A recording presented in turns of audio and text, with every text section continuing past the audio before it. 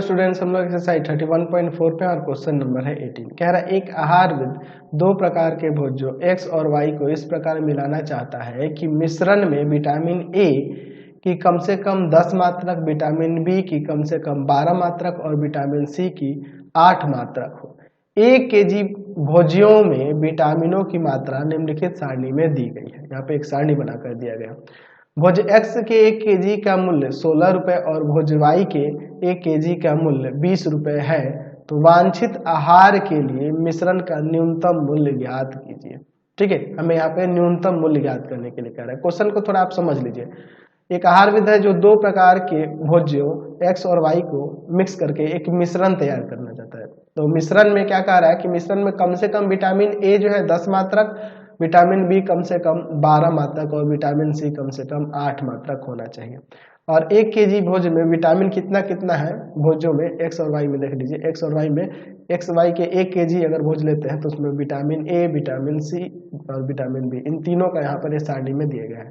जबकि कह रहा है कि भोज एक्स के 1 केजी का 16 रुपये मूल्य है और भोज वाई के 1 केजी का 20 रुपये मूल्य है, तो न्यूनतम मूल्य क्या होगा मिश्रण का, ये हमें ज्ञात करना है। तो हमें ये पता करना होगा ना कि भोज एक्स और वाई हम लोग कितना कितना केजी ले रहे हैं। तो हम लोग यहाँ मान लेते कि माना भोज एक्स का एक्स केजी और भोज वाई का वाई केजी लेने पर मिश्रण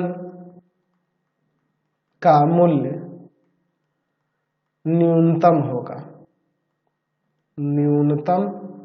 होगा, ऐसा हम लोग यहाँ पर मान लेते हैं। चलिए अब हम लोग अपने हिसाब से यहाँ पर एक चार्ट बना लेते हैं। ठीक है, ये हमारे हिसाब से रहेगा। आपके बुक में दिया हुआ चार्ट है वो थोड़ा अच्छा नहीं लग रहा हम लोग को, तो इसलिए हम लोग एक अपने लिए यहाँ पर एक चार्ट तैयार कर ले रहे हैं। ठीक है, चलिए दूसरा आपका ये हो जाएगा। चलिए यहाँ पर हम लोग, चलिए आपका चार्ट बन गया। अब इसके बाद देखिए हम लोग इसमें ले लेते हैं विटामिन जो दिए हुए हैं, vitamin A, vitamin B, vitamin C, अच्छा, और यहाँ पर ले लेते हैं जो मूल्य है इनका प्रति केजी के हिसाब से, तो रुपए में प्रति केजी किसका, भोज्य एक्स और वाई का। यहाँ लिख लेते हैं भोज्य कौन कौन है, एक्स और वाई, इनका मूल्य हम लोग यहाँ पे दर्शा देंगे। और कितनी कम से कम यहाँ देख रहे हैं ना कि इतने इतने मात्रक विटामिन ए बी सी की आवश्यकता है मिश्रण में। तो आवश्यकता कितनी है, आवश्यकता, चलिए अब इसके बाद हम लोग यहाँ पर क्वेश्चन में देखते हैं। तो जो आपका भोज एक्स है उसमें भोज एक्स के प्रति केजी में 1 मात्रक विटामिन ए, 2 मात्रक विटामिन बी और 3 मात्रक विटामिन सी है ना। और भोज वाई के 1 केजी में 2 मात्रक विटामिन ए, 2 मात्रक विटामिन बी, 1 मात्रक विटामिन सी है। मूल्य दिया है एक्स के 1 केजी का 16 रुपये और एक्स के वाई के 1 केजी का 20 रुपये, वाई के 1 केजी का 20 रुपये। आवश्यकता कितने कितने की है, तो कह रहा है कि मिश्रण में ए कम से कम 10 मात्रक, बी कम से कम 12 और सी कम से कम 8 मात्रक होना चाहिए। 10, 12 और 8 मात्रक होना चाहिए, 10, 12 और 8। अब चलिए अब इसके बाद हम लोग यहाँ पर देखते हैं। हमें यहाँ मिनिमम निकालना है ना जी, मिनिमम खर्च हो, न्यूनतम मूल्य हो। तो न्यूनतम मूल्य देखिए एक्स केजी लिया है तो 1 केजी का 16 रुपये, तो 16 एक्स रुपया हो जाएगा। वाई जो आपका भोज है उसका वाई केजी लिया है और 1 केजी का 20 रुपये, तो 20 वाई हो जाएगा। तो यहाँ से हम लोग मिनिमम वैल्यू से निकालेंगे ऑब्जेक्टिव फंक्शन से। अच्छा, हम लोग यहाँ विटामिन ए, बी और सी से 3 समीकरण तैयार करेंगे। भोज एक्स के 1 केजी में 1 मात्रक विटामिन ए है तो एक्स केजी में एक्स मात्रक हो जाएगा। भोज वाई के 1 केजी में 2 मात्रक विटामिन ए है और 1 वाई केजी है तो 2 वाई हो जाएगा। और कम से कम 10 मात्रक होना चाहिए, 10 से अधिक भी हो सकता है जो मिश्रण होगा उसमें।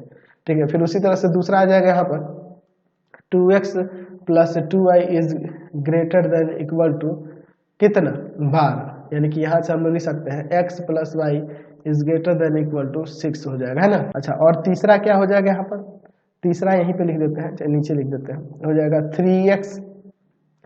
3x plus y is greater than equal to 8। अधिरोत्तर व्यवरोध तो होगा ही, क्योंकि यहाँ जो x kg y kg जो ले रहा है ये माइनस में तो होगा नहीं, 0 और 0 से ग्रेटर होगा। अब चलिए इसके बाद देखते हैं हम लोग क्या लिखेंगे। यहाँ पर लिखेंगे दिए गए रैखिक असमीकाओं को रैखिक समीकरणों में बदलने पर चलिए रैखिक समीकरणों में बदलते हैं। तो पहले वाले का क्या हो जाएगा, x plus 2y equal to में 10, दूसरा हो जाएगा x plus y equal to में 6, तीसरा हो जाएगा 3x plus y equal to में 8। चलिए अब इनके लिए हम लोग यहाँ पर 3 चार्ट बना लेते हैं, इनके सॉल्यूशन निकालेंगे, दो सॉल्यूशन। ठीक है, यहाँ पर हम लोग 3 इनके लिए चार्ट बना लेते हैं। ध्यान से देखिएगा, बहुत ही इंटरेस्टिंग क्वेश्चन आपको लग रहा होगा। इस चैप्टर में जो भी क्वेश्चन है सब इंटरेस्टिंग ही है, और एक क्वेश्चन तो आपके एग्जाम में आना ही है, तो इसलिए बड़ा ध्यान से देखिएगा, ये बहुत ही जरूरी चैप्टर चल रहा है। ठीक है, चलिए देखिए ध्यान से देखिएगा, x का वैल्यू यहाँ रखते हैं 0, तो y का आ जाएगा 5, y 0 रखते हैं तो x का 10, x का 0 तो y 6, y 0 तो x 6, x y। अच्छा यहाँ पर इक्वल टू में 8 है। चलिए y x 0 रखते हैं तो y का 8, और y 0 रखते हैं तो x का 8/3, यानी 8/3 का मतलब यहाँ पे क्या हो जाएगा 2.6। ठीक है, चलिए अब यहाँ पर आगे बढ़ते हैं, इसका ग्राफ बनाते हैं। ठीक है, चलिए ध्यान से देखिए, यहाँ पर हम ले लेते हैं x एक्सिस। ठीक है, ये आपका x एक्सिस हो जाएगा, और यहाँ पर हम लोग ले लेते हैं y एक्सिस। ठीक है, ये आपका y एक्सिस हो जाएगा। चलिए देखिए, यहाँ लिख देते हैं x, यहाँ पर लिख देते हैं x डैश, ये आपका y, और यहाँ हो जाएगा आपका y डैश। चलिए देखिए 1 2 3 4 5 6 7 8 9 10, 1 2 3 4 5 6 7 8 9 10। ठीक है, चलिए देखिए x का 0 और 5, 1 2 3 4 5, ये आपका 0,5 हो जाएगा। अच्छा x का 10 और 0, 1 2 3 4 5 6 7 8 9 10, यहाँ पे 10,0 यहाँ हो जाएगा। तो इन दो बिंदु से होकर जाने वाली जब आप रेखा खींचिएगा तो यह रेखा कुछ इस तरह से आएगी, ये ना हो जाएगी यहाँ से रेखा जाने वाली। इसको थोड़ा आगे इधर प्रोड्यूस कर देते हैं। तो इसका समीकरण हम लोग पहले यहाँ लिख लेते हैं। समीकरण क्या है इसका, है 2x plus 2y equal to 10, x plus 2y equal to में 10। दूसरे वाले के लिए चलते हैं, x का 0 और y का 6, 0 और 6 ये हो जाएगा, और 6 0 तो 1 2 3 4 5 6, यहाँ पर हो जाएगा आपका 6,0। तो इन दो बिंदुओं से होकर जाने वाली अगर हम लोग रेखा खींचेंगे तो यह रेखा कुछ इस तरह से आ जाएगी। ठीक है, यह आपकी इस तरह से हो जाएगी। चलिए ठीक है, इसका भी समीकरण हम लोग यहाँ पर लिख देते हैं। तो इसका समीकरण क्या है, आपका समीकरण x plus y equal to 6, x plus y equal to में 6। तीसरा के लिए चलते हैं। अब देखिए 0,8, 6 के बाद 7 और 8 यहाँ हो जाएगा 0,8। दूसरा है 2.6 और 0, तो 1 2 और यहाँ 2.5 यहाँ होगा 2.6, इसी में थोड़ा सा बढ़ जाएंगे। ठीक है, यानी कि 8/3,0 भी लिख सकते हैं, कोई दिक्कत नहीं है। ठीक है, चलिए अब इसके बाद इन दोनों से होकर जाने वाली रेखा क्या होगी, कुछ इस तरह से हो जाएगी। ठीक है, ये आपका कुछ इस तरह से हो जाएगी। चलिए इसका समीकरण क्या है, तो इसका समीकरण यहाँ पर लिख देते हैं क्या, 3x plus y equal to में 8 ना। चलिए देखते हैं 3x plus y equal to में 8। अब हल क्षेत्र का पता करते हैं, तो 0 0 पर असमीकाओं को चेक करेंगे, 0 0 पर असमीकाएं। ठीक है, 0 0 पर असमीकाएं। देखिए सब में जो है ग्रेटर देन इक्वल टू है। चलिए देखते हैं 0 प्लस 2 इंटू में 0 is greater than equal to 10। 0 ग्रेटर है 10 से या इक्वल है, नहीं है, असत्य है। चलिए फिर दूसरे वाले में चेक करते हैं, 0 plus 0 is greater than equal to 6। तो क्या 0 ग्रेटर है 6 से या इक्वल है, नहीं ना है, ये भी आपका असत्य है। तीसरे वाले में चेक करते हैं, 3 इंटू में 0 plus 0 is greater than equal to 8। क्या 0 ग्रेटर है या इक्वल है 8 के? नहीं है, ये भी आपका असत्य होगा। तो जब तीनों के तीनों असत्य हो रहे हैं तो हल क्षेत्र क्या हो जाएगा? तीनों के बाहर वाला क्षेत्र हल क्षेत्र हो जाएगा, यानी कि ये वाला क्षेत्र जो होगा हल क्षेत्र हो जाएगा। तो यहाँ कोणीय बिंदुओं की बात करें तो कोणीय बिंदु ये हो जाएगा a 10,0, यहाँ पे ये b हो जाएगा। इसका निर्देशांक क्या होगा? तो x का देखिए यहाँ पर क्या होगा, ये 1 ये 2 है, x का 2 और y का 1 2 3 4 2,4 2,4 रखेंगे तो 6, इसमें भी रखेंगे तो ये संतुष्ट करेगा। चलिए यहाँ c ले लेते हैं, इसका निर्देशांक क्या हो जाएगा? इसको और इसको सॉल्व करेंगे तो आ जाएगा। तो x का 1 और y का 5 1,5 1,5 देखो ना, इस वाले रेखा को भी संतुष्ट करेगा, 1,5 इस वाले रेखा को भी संतुष्ट करेगा। ठीक है, चलिए तो यहाँ इस और एक ये हो जाएगा डी कोणीय बिंदु। तो यहाँ पे लिख सकते हैं कि हल क्षेत्र एक बहुभुज नहीं है, खुला है, बहुभुज नहीं है। ठीक है ना। इसके कोणीय बिंदु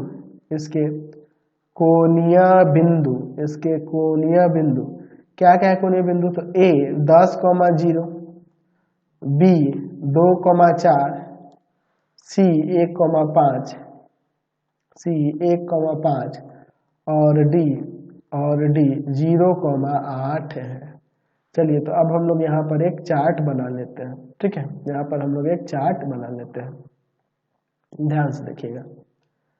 हम लोग पास 4 कोणीय बिंदु हैं, तो ये जब हल क्षेत्र अनबाउंडेड है तो अनबाउंडेड रहेगा तो ये जो आप निकालने वाले हो वो न्यूनतम मान हो भी सकता है और नहीं भी हो सकता है। न्यूनतम की ना बात कर रहा था, चलिए न्यूनतम मूल्य की बात कर रहा था। तो यहाँ पे लिख देते हैं कोणीय बिंदु और यहाँ पर जो दिया है z इक्वल टू में क्या था आपका? तो z इक्वल टू में देखिए क्या है, 16x प्लस का 20y, 16x प्लस का 20y। कोणीय बिंदु जो दिए हैं उनको यहाँ लिख देते हैं 10,0 2,4। ठीक है, एक और इसमें कॉलम करना चाहिए था हमें। ठीक है,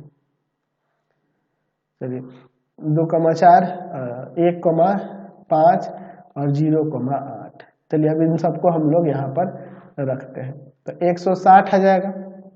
यहाँ 16 दूना 32 और प्लस में 80, तो कितना आ जाएगा यहाँ पर?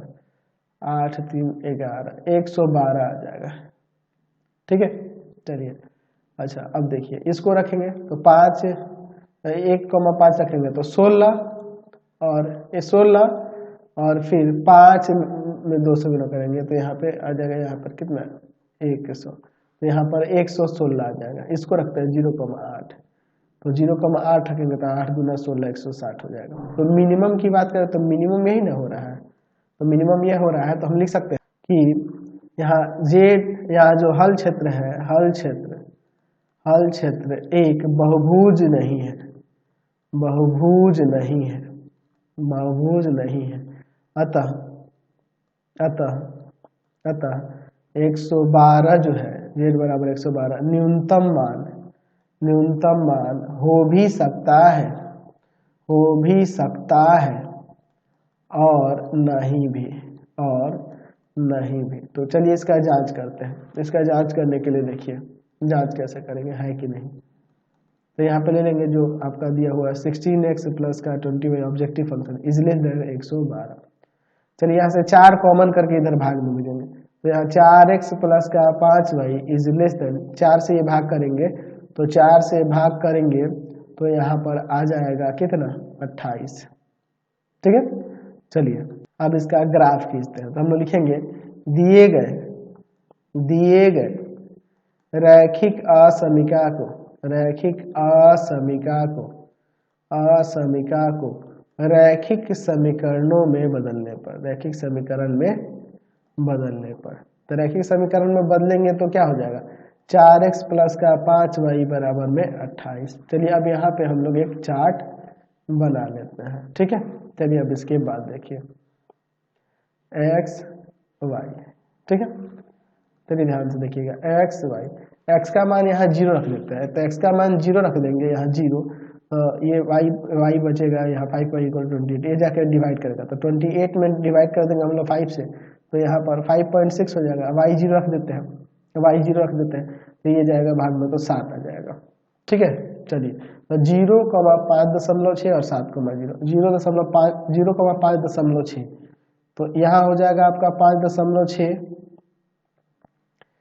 0,5.6 और दूसरा है 7,0 तो ये 6 है, यहाँ पे 7 होगा 7,0 तो इन दो बिंदुओं से होकर जाने वाली अगर आप रेखा खींचेंगे तो रेखा कुछ इस तरह से हो जाएगी। ठीक है, ये आपकी रेखा हो जाएगी, समझ रहे ना। चलिए यह आपकी रेखा हो जाएगी, तो ये आपकी रेखा हो गई, इसको हम लोग यहाँ पर डॉटेड कर दे रहे हैं। ठीक है, इसको हम लोग यहाँ पर डॉटेड कर दे रहे हैं। तो ये देख रहे हैं कि हल क्षेत्र से होकर नहीं जा रही है, तो हम लोग लिख सकते हैं, ठीक है, यहाँ लिख सकते हैं कि यहाँ नीचे लिख सकते हैं कि 4x + 5y = 28 का आरेख हल क्षेत्र से होकर नहीं जा रहा है, अतः z = कितना है 112 न्यूनतम मान होगा। तो ये 112 कितना पे आ रहा है, तो 112 जो है आपका कितना पे आ रहा है 2,4 पे। इसलिए x प्रकार के 2 थैले तथा y प्रकार के 4 थैले 2,4 पे ना था जी, हाँ 4 थैले लेने पर मिश्रण का मूल्य न्यूनतम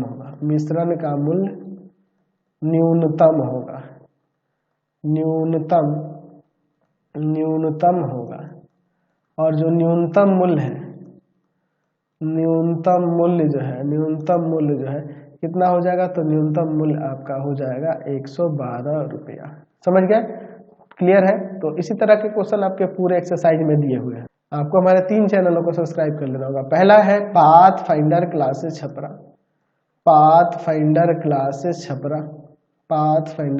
छपरा। दूसरा है आपके पास भारती भवन रविकांत